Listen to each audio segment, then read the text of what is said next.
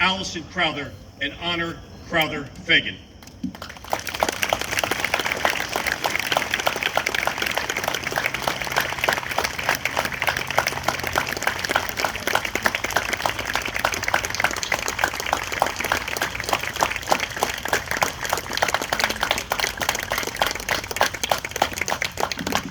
Well, thank you so much, Chief Gannon, for your fine words about our son. It is an honor for us to be here, and we thank you all. We thank first John Finley, Welles's childhood friend, who is a resident here and is a Cub Scout leader, and brought our made the connection so that we could come here today. Mr. Ragnes was very helpful too in organizing all of this. I'll tell you a little bit about our son from a mother's perspective. I'm sure Honor will have some from her sister's perspective.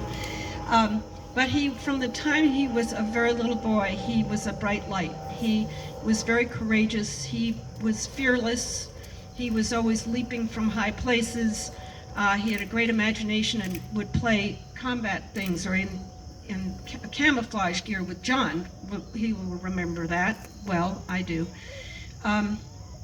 Welles's friends would say, wherever we went, if Welles was with us, we always knew he had our back. He was a loyal friend. He was very protective of others. And we learned since his passing that he actually had made more than one formative changes in friends' lives. He got out of trouble. One young man who was involved with drugs, and he put him in a car and took him up to a rehab place. That man is having a very successful life now and family. Another young man who almost was involved in a knife fight in high school, and Welles was the only one that stepped up to break that up. That's thanks to Tom Rinaldi's research for the book that he wrote about Welles called The Red Bandana. We learned many things about Welles, but his friends loved him dearly, his teammates loved him dearly, we loved him dearly, and from a very early age, Welles was extremely protective of his younger sisters, Honor, who was close in age, and Paige, who was 7 years younger. So my hearts are with the other 9/11 families who are here.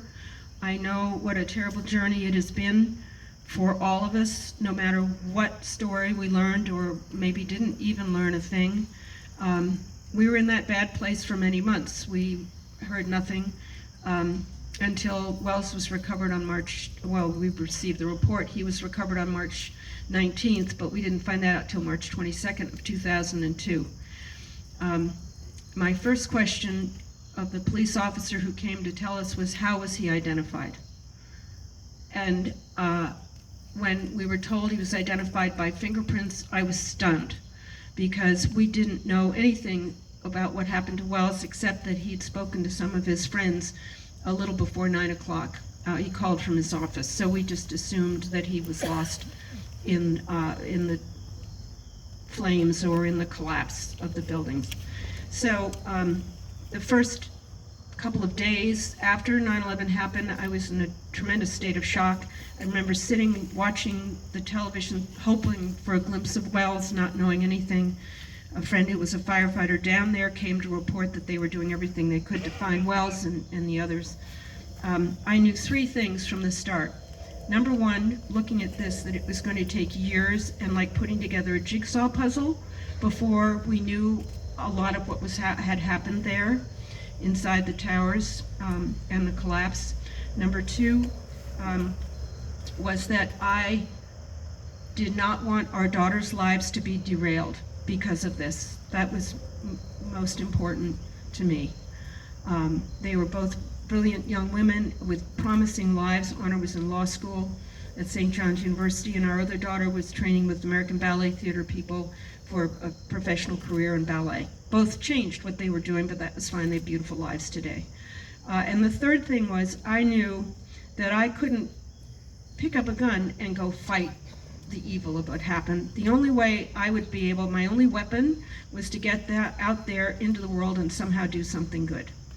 So when Welles was recovered, we knew that he must have gotten down, but it wasn't until 2 months after that, when the New York Times came out with the article, "Fighting to Live as the Towers Died," you probably know that, a huge article, I saw a section that said 9/0 903 or 902 in the South Tower Sky Lobby.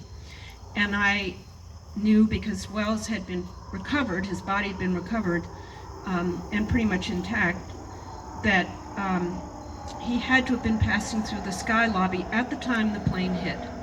So I read that section of the article, and in there were two references by Judy Ween and by Ling Young to this mysterious man wearing a red bandana, and how he had firematic skills, obviously, from he was calling up, basically setting up a triage.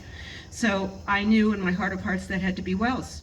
He carried a red bandana with him ever since he was a little boy, and his father had given it to him on his way to church one time. He said Welles was dressed in a little suit, and my husband took a white handkerchief and folded it up and put it in his breast pocket, and then he took a bandana, because my husband always carried them, he happened to grab a red one, said, "Here, Welles, here's the red bandana. That's for you to keep in your back pocket. That's for to blow your nose, for messy jobs. Leave this white one." It was totally a practical thing. And so, but that was the clue to help us find Welles. So, because we were able to unlock a lot of the mystery of his last time on Earth, we were able to move ahead and make some good things happen. We were deeply honored that President Obama chose to speak about our son. I met with President Obama and Mrs. Obama before the ceremony, the dedication ceremony. It was not like meeting the leader of the free world, the President of the United States. It was like meeting caring parents who were deeply concerned and sympathetic with all that we had gone through. So that was quite a beautiful thing for us. I'll talk a little bit more about how we move forward, but I want to give Honor a chance to say a few words.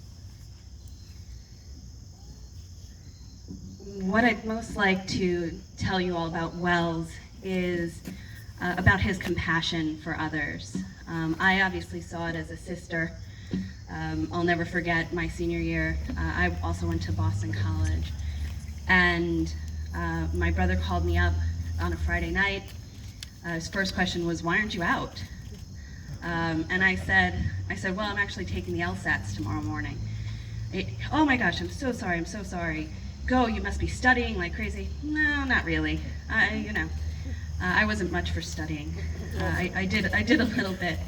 And I found out the next day after my LSATs, I called my parents to say, "No, it's done. It's pretty easy. I think I did really well." My dad said, "Well, I'm glad you're doing well. Your brother woke me up before 6 a.m. this morning, worried about you because he didn't think you had studied enough." So that was Welles. He always cared about other people. And it struck me only a year or two ago when I was at an event at Boston College, and I was introduced to somebody who was in his class, and that person said, "Your brother was one of the kindest people I've ever met." And the person who had introduced us said, "Right?" And it struck me that 16, 17 years after his passing, what most people want to share is how kind he was, and the story of the kindness that he showed them, and something that they will never forget. So we often speak at schools and to children, and that's the one thing that I like to tell kids, is how do you want to be remembered? How do you live your life so that after you're gone, people are talking about your goodness and your kindness? Because that's the legacy of Welles, is doing for others and being a hero for everyone. Thank you, Honor. Welles adored both his sisters, by the way, you can tell. They're pretty special.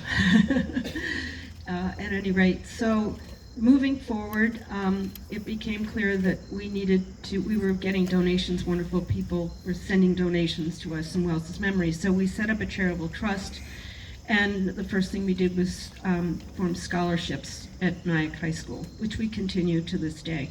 However, His friends at Boston College and in Nyack were very busy organizing additional fundraisers. So money continued to come in, which was just great. And we've been able to expand our work over the years to support, among other things, Bonnie Bray School, which is here in Morris County, I think, and nearby, anyways, New Jersey. Children of Bellevue, a wonderful environmental program, the Wild Center up in the Adirondacks, many different programs, therapeutic riding programs. So that was wonderful, and we were very happy with that until a friend of Welles's from Boston College, who was an attorney in Chicago, called and said, I'm on an advisory commission for the Fetzer Institute, and if anyone doesn't, I didn't know what they were. It's worth studying or looking up who they are, Google them, because they're a fascinating organization. Their mission is to study how love and forgiveness can work in the world. So we applied for a grant, and were given a very generous grant by them to develop a curriculum called the Red Bandana Project. And so we move ahead with lessons on working with mostly teachers from New Jersey, from Sussex area and from down here. One gal is from the Parsippany area, retired but brilliant teachers. Lessons on leadership, caring for others, team, the power of one, bridging divides, bringing disparate groups together through understanding, forgiveness, and carpe diem. And so this curriculum is available. Honor has written a children's book for very young elementary school children that's been well received. And we go out, as she mentioned, into the schools to speak quite a bit. I do a lot of speaking throughout New Jersey, actually, as well. So when and the hope is this, that I want to share with you all, that these young people that I see when I go out to the schools, they are wonderful. Their minds are bright and energetic and active, and they want to hear the good stories. They want the good models. They want to know the right way to behave. They're not interested in the antics of the celebrities and the athletic people that do terrible things. They really are looking for the good messages. And I like to think that these young people will embrace the concept of the ability to make a difference in this world in ways both big and small, which is what I said at the opening of the 9/11 Museum. That 9/11 should be remembered not just for the tragedy, which was horrible, but for all the good that happened that day, with people helping each other, with our country coming together, and with the good that is moving forward with our young people, understanding the values of faith and of journey and of caring for one another. So good will conquer evil. And I hope that this word you'll feel embraced by that today. So thank you very much for having us here. We appreciate it very much, and God bless you all.